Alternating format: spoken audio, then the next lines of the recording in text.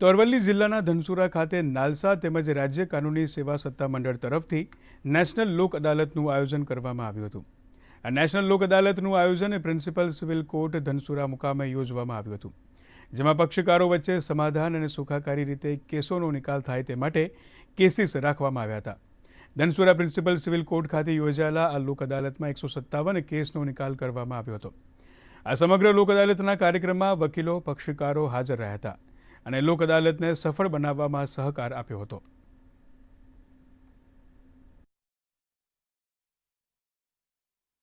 તમામ પ્રકારના સમાધાન કરીને તમામ પ્રકારના સમાધાન કેસોમાં પક્ષકારોએ વિવિધ લાભો લીધેલ છે. જીબીના લગતા તમામ કેસો થયા છે, ચેકના લગતા 138ના, તેમજ ભરણ પોષણના, સિવિલ કેસોને લગતા તેમજ બેંકમાં લોનો લીધેલી જે તમામ પ્રકારના પક્ષકારોએ આજરોજ લાભ લીધેલ છે.